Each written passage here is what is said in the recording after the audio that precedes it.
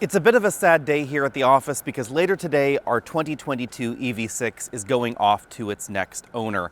Let's talk about what I liked, what I didn't like about the EV6, and why this has actually stuck around twice as long as we had originally anticipated. This is a 2023 Kia EV6 GT line all-wheel drive. We have about 8,000 miles on it right now, and we'd initially only intended to keep it around for 9 months and then move on to something else.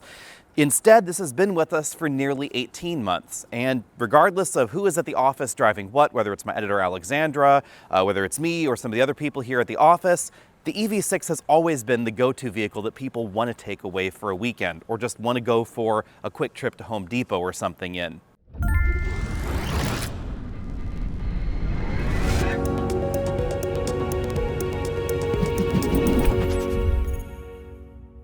Looks are subjective, of course, but I think one big reason for that is the style of the EV6. I think it's really attractive. So far, pretty much everybody else has said the same thing. Now, there are a few downsides to the low-slung styling of the EV6. Versus its platform mate, the Ioniq 5, we don't get as much rear seat room. I'll talk about that on the inside. And the cargo area could obviously be a bit more practical, a bit squarer. Because we have this really low hood profile, we also don't find a front trunk up front like you would get in a Mustang Mach-E or a Tesla Model Y. Logically, two very direct competitors with the EV6. But the streamlined profile does give us slightly better range than the Ioniq 5 depending on the version you're looking at, and definitely decently high efficiency numbers. When we bought this 2022 model, all-wheel drive trims were rated for about 270 miles of EV range. But Kia has restated the numbers for the GT line trim, dropped this down to 252 miles of range because of the tires. We have really wide tires on the EV6, and the handling ability of this vehicle is one of the things that I love. The downside, of course, is that efficiency, according to the EPA, is a little bit lower. But 255 with tires are significantly wider than anything you'll find on any version of the Mach-E, and actually the same width that you'll find on the top-end versions of the Model Y currently. Continental cross contacts are, of course, not the grippiest tire in this segment. You will find grippier tires in the top-end version of the Model Y. Also, the EV6 GT, which is the competitor to that top-end version of the Model Y. I'll talk about that in just a second. I'm not overly offended by the lack of front trunk in the EV6. We do get a small storage area.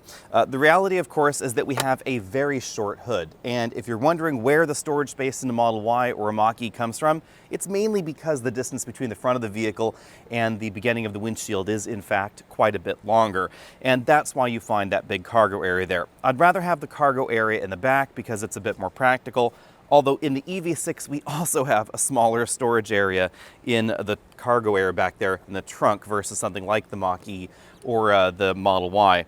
Now, charge connectors, this is kind of an interesting twist. I do like the fact that Kia gives us a vehicle to load adapter.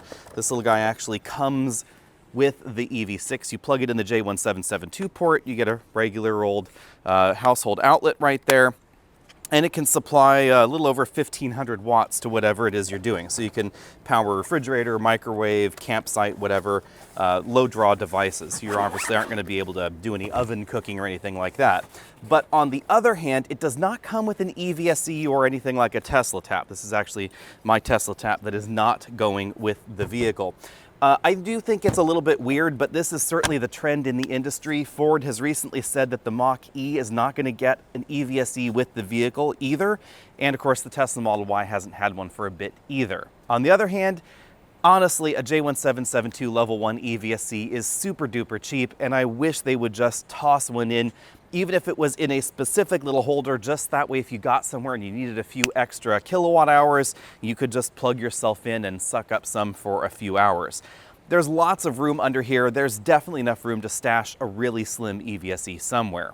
Pretty universally, drivers and front seat passengers have found the EV6 seats to be very comfortable, just in terms of the general seat design itself. I find the seat bottom cushion a little bit longer than what we find in the BZ4X.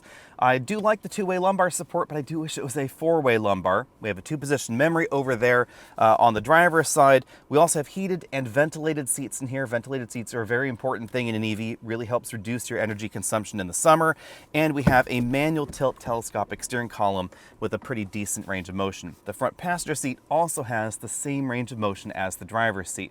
That's definitely critical for some couples. However, Headroom is certainly limited in the EV6. That low slung roofline means you get less headroom in here than the Ioniq 5, the Mach-E, the Model Y, etc. And for me, it feels just a tiny bit tight, but we do have some tall people that regularly drive this, and they have complained about the headroom. My head is about 3/4 of an inch from the ceiling. If you get the model without the moonroof, then that is going to improve headroom.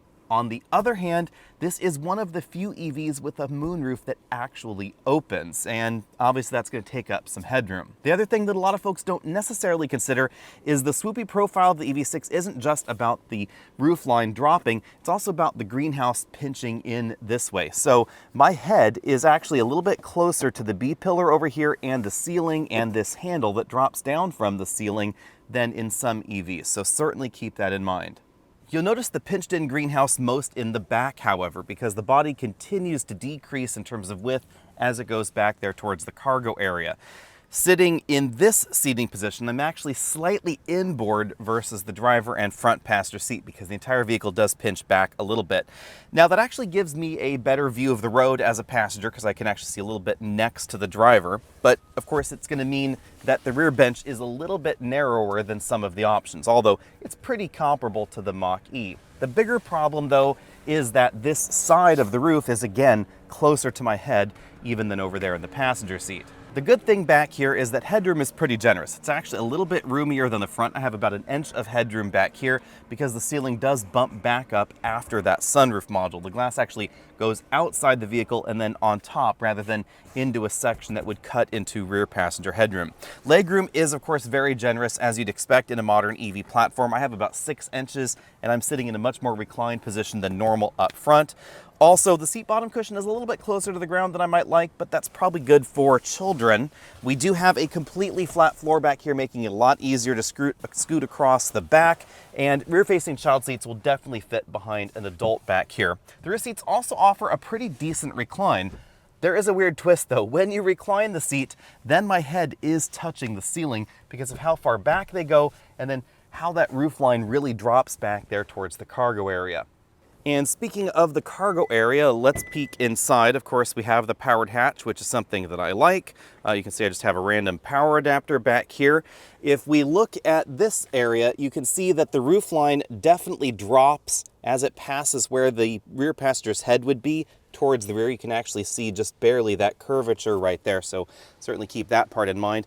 We have a shoulder belt that comes out of the rear passenger seat. That's definitely my preference. And under the floor, we have a slightly more intelligent layout versus the Ioniq 5, where the subwoofer is right in the middle of everything. Here, the subwoofer is in this plastic section just under the tire mobility kit. Now, I do wish the tire mobility kit's little indent was off to the side. That would seem more rational, but if you try and put it over there, you can see that it's just a bit too high for the load floor to flop all the way down. That is kind of an odd twist, but it does actually help keep it in place. If you don't want the tire mobility kit there and you just want to have it bouncing around or stick it in the front trunk, then you can use this extra space, this sort of pizza box area. You can fold the rear seats via these handles back here in the cargo area or the handles on the side of the seats. Back here we have a 12-volt power outlet. We don't have a 120-volt power outlet in the cargo area, but we do have that vehicle to load connector, and then I can plug that in right back here in the charging area. Now, charging is definitely a big advantage for the EV6. This really will go from 10% to 80% in 18 minutes, but more impressively than that, it will go 10% to 100% in about 43 to 45 minutes. So about the time that it will take a Ford Mustang Mach-E to get about a 70% charge. This is significantly faster charging as far as that percentage window than a Model Y. In case you're wondering, there is a 120-volt power outlet for the rear passengers, but it's not there in the center console. It's actually right there under the seat bottom cushion. It uses basically the same onboard inverter that you get those power outlets for back there. We have USB-C charge ports in the front seat backs, and the vents for the rear passengers are over here on the door side. The interior design has definitely been a universal attraction for the EV6, including one of our viewers that let us borrow his Model S and then borrowed the EV6 for a week. He really appreciated the interior design, interior comfort, and interior touches here. I really like the fact that, again, we get the ventilated seats up front, something that we don't find in every EV out there. The bolstering is a little bit more aggressive than some folks had expected, especially on that seat back cushion, but the seat bottom cushion is not too bad. Now, these seats are imitation suede. I think if I had to do this again, again, I would get the leather upholstery or the imitation leather upholstery because it's just going to be easier to clean. These can be a little bit tricky if you've actually spilled something on the seats. Moving over to the front doors, we have a decent percentage of soft touch points up here. Basically the entire upper section of the door, including that armrest and that ivory section right there. Basically, the entire upper section of the door is soft touch material. The ivory section and the lower part of the door is a hard plastic. Moving over to the dashboard, lots of soft touch materials again. Some sort of interesting ambient lighting. Keep in mind that the EV6 starts at around $42,000, so this is not going to have Mercedes level ambient lighting. But this strip, these little hashes and that strip there, those do color change, and you can adjust the color in the infotainment system.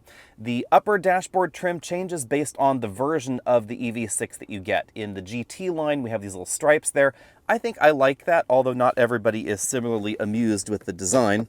We have a very big glove compartment here. It's a big, deep compartment. You could easily fit larger tablet computers and even some small laptops in there. I also really like the two-screen infotainment and instrument cluster setup that we have here. This is very similar to what we find in a decent number of Hyundai and Kia vehicles. It dresses up the interior, and it's definitely very functional as well. This big screen over here is a touch screen, so it's not controller-based like you'll find in some EVs. It offers full-screen Apple CarPlay and Android Auto, but there is a downside. The major downside is that until recently, Kia has not supported any sort of EV trip planning. Well, let me rephrase that. Any logical EV trip planning. The trip planning theoretically took you to stations, but it took you to AC stations, DC stations. There's not a lot of logic going on. They have theoretically fixed that. This particular vehicle, though, does not have that software update just yet, so I haven't been able to see exactly how that update works. I do like the design of the screen, though. I think it's pretty attractive. It has, of course, onboard mapping, phone projection, but not wireless CarPlay, which is another weird twist. The wider format screens from Kia just have wired CarPlay. Now, personally, I prefer wired CarPlay to wireless CarPlay, but I know not everybody does. The other thing that's worth noting is that we do have a full LCD instrument cluster, but as we see in other Kia vehicles and Hyundai vehicles, it's not as adjustable as some. So there are a few different themes you can choose from, but they're all pretty similar looking, to be honest. I really like the shift paddles on the back of the steering wheel, or regen paddles actually. So you can adjust the regen between a number of different preset levels, all the way from 0 regen to 1-pedal driving mode, or an intelligent mode that will automatically adjust the throttle lift-off regen based on the distance of the traffic in front of you. We have the controls for the adaptive cruise control and lane centering over here on the steering wheel. The drive mode button is on the steering wheel as well. Over here we have controls for the infotainment system, and the mode button, this one over here, is for the infotainment system mode. The one thing I don't like about this infotainment setup is that it shares controls between the climate control and the infotainment system, and even though we've had this for 18 months, every time I'm in the vehicle it seems like I'm in the wrong mode. You swap between them with this button right here, and this turns into power and volume, or the driver's side temperature. Now, one of the folks that works here at Alex & Autos did not find this to be a problem at all. They actually liked the clean design. I think she's crazy. I think this is actually a little bit silly, but that's just me. Down here we have touch buttons. These do vary based on the trim of EV6 you're looking at. Sorry for the lighting there, it's a little bit tricky to see them. In the GT line, they are touch buttons. In some of the other vehicles, they're actually physical buttons, and I do prefer the physical button. Down here, just below that, we find a USB input and a USB charge-only port. I think it's weird that the USB input is there. We do have this really big storage area under that center console area, additional power outlets right there, but I think it's kind of weird that the USB port's all the way up there and not in that center console area or in the storage area. You can see that from the driver's side perspective as well. We have the rotary style shifter here, lots of shiny black plastic. Fortunately, this isn't as glaring as the plastic simply because of its angle to the driver as the plastic in the BZ4X. I still wish, though, that it was some different kind of plastic, either maybe some sort of metal trim. This is actually metal trim right there. Or it could have been, I don't know, a matte plastic, something like that. I don't mind the rotary shifter. Let me know what you think about that. We have auto brake hold, Qi wireless charging mat right there, nice and up front, but again, no wireless CarPlay. Two big cup holders over there and a storage area behind it. You can also remove this divider if you want to use that entire area for some of those larger devices. Under the center console area, armrest, we find a very deep storage area. You can just about fit a gallon of milk in there, but you couldn't actually close the lid with that gallon in place. Moving back to the steering wheel, I'd love to know what you think about the flat bottom design, also the two-spoke design, which is somewhat controversial. I've really gotten used to it, but I still think that a three-spoke design is a little bit more attractive. There are a few different audio systems available in the EV6. This has the optional Meridian audio system with the subwoofer in the back. I do think this sounds considerably better than the audio system that you find in the Ioniq 5, so it's definitely one reason to get the EV6 over the Ioniq 5. If you're wondering where the center channel speaker is, it's right up there. And yes, we do have a full color heads-up display. It's a little bit difficult to film, but it is a very large heads-up display, and Kia adds a few augmented reality functions to it. So it'll actually put a little dot in front of the vehicle that you're following. It also gives you lane centering information, radar adaptive cruise control information, and of course, turn-by-turn navigation directions. It occupies a decent portion of that dashboard binnacle. If you're wondering about the sunroof, again, this is a bit of a pro and con. I actually wish I could have skipped it in this model because it does limit headroom, but it opens and it has an electric power shade. Now let's get to some viewer questions, because we did have a decent number on the EV6. Its range has not declined over the last 18 months and about 8,000 miles or so.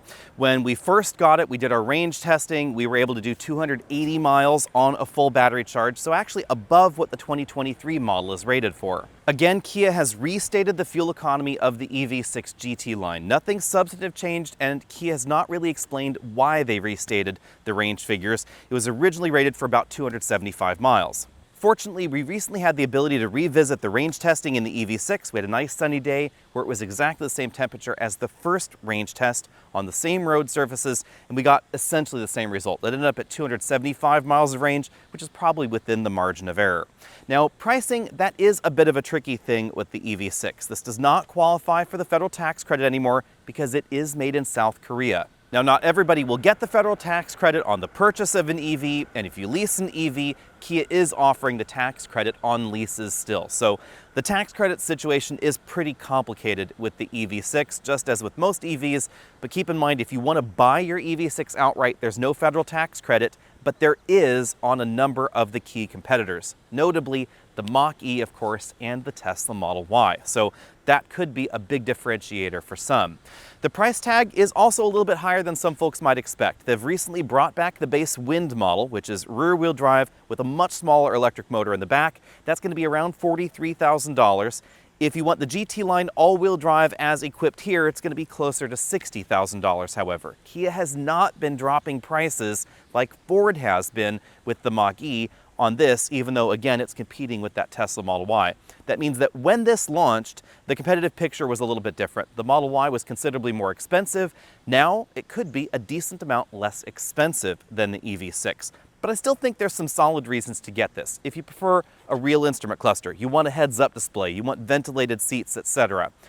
Also, the EV6 charges really, really fast. And that's another thing that a lot of folks were asking. Does it actually charge that quickly? And does it consistently charge that quickly? The answer for me, honestly, has been yes. Every time we've plugged this into a DC fast charge station, it has charged at the rate that it's supposed to. Even in the winter, even when it was a little bit cooler. Kia has made some battery conditioning improvements on the EV6 that probably have helped that. This one also has the battery heater. Not every EV6 will have the battery heater mat. All of them can, however, heat the battery. The battery heater mat just accelerates the heating process and makes it a little bit more efficient. But every EV6 is capable of heating and cooling the battery. That has been some point of question out there. Kia has updated that statement and they have clarified that. Also worth noting, if you want to charge one of these on a Magic Dock, a Tesla Magic Dock station, you're going to end up topping out at around 50 to 55 kilowatts. The reason for that has to do with the voltage boost circuitry on the EV6. This is theoretically a nominal 800 volt EV. It actually operates somewhere under 700 volts, but they call that category 800 volts. At any rate, a Tesla Magic Dock puts out 480 volts maximum, so this has to up-convert that lower voltage to the higher voltage the pack will accept. And the conversion circuitry is integrated into the electronics module for the rear electric motor, and it actually uses one of the windings for the rear electric motor as the inductor in that DC conversion loop, the DC buck circuit. That confuses the Tesla station. Tesla and Kia don't have an exact fix for this yet. I have an official statement from Hyundai, Kia, and Genesis saying that this is Tesla's thing that they are working on because nothing is intrinsically wrong with the vehicle. The Tesla Magic Dock station sees the extra inductive load of that coil on the rear electric motor. It thinks that something's wrong because a Tesla would not present that way. So they're working through the software updates. Maybe once it's finished, this should charge faster on those stations. We don't know how fast though. It could peak at around 150 kilowatts or perhaps 200 kilowatts.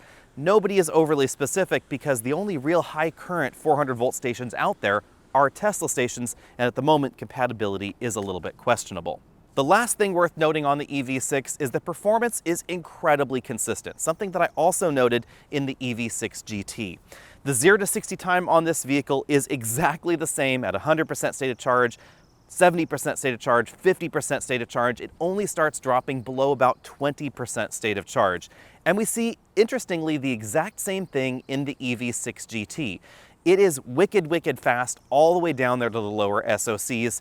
This, not as wicked fast, but very, very consistent. So if you want a really quick EV that's always going to be fast off the line, you want one of these. The Mach-E and the Model Y both definitely have a decent performance drop once the battery state of charge drops to those lower levels. It's, however, most pronounced in the Mach-E GT. The Mach-E GT will only achieve its rated performance above about 80% state of charge, and as you start going down there towards 50% state of charge, even this version will be faster than a Mach-E GT 0 to 60. So those consistent performance levels are definitely a reason to get the EV6 over some of the competition. But its price tag and the roominess, relative lack of roominess back here in the rear, definitely paints a slightly different picture when you consider the price tag versus the Tesla Model Y. If I were shopping for an EV today and I were just gonna buy Model Y versus EV6, a lot of it would depend on pricing, and the pricing is really attractive on the Tesla Model Y. It doesn't have the long warranty that we find here. I find its seats a little bit less comfortable, but those creature comforts are going to cost you. And is it worth that over the Model Y? That is a tricky thing to say. If you're a car person and you're really into the features, the performance, etc., get this over the Model Y. It will also charge faster. If you want the security blanket of a reliable, dependable EV with a supercharger network, a known quantity, easier access as far as purchasing, the easy purchase process where you don't have to involve a dealer, then clearly the Model Y is going to be the one to get. Also, if you get that federal tax credit, remember, if you're buying it, this won't get it. If you're leasing it, they'll both get it. However, a lot of folks out there do seem to be buying their EV lately. Let me know what you think about that down there in the comment section below, and we'll see all of you next week. If you haven't already checked out the videos on the EV6's theoretical replacement, that would be the Mitsubishi Outlander plug-in hybrid. Be sure and check out the content on that, and stay tuned because another long-term vehicle is going to be joining us over the next month or so, and it's going to be something very, very different than what you see here. See all of you later.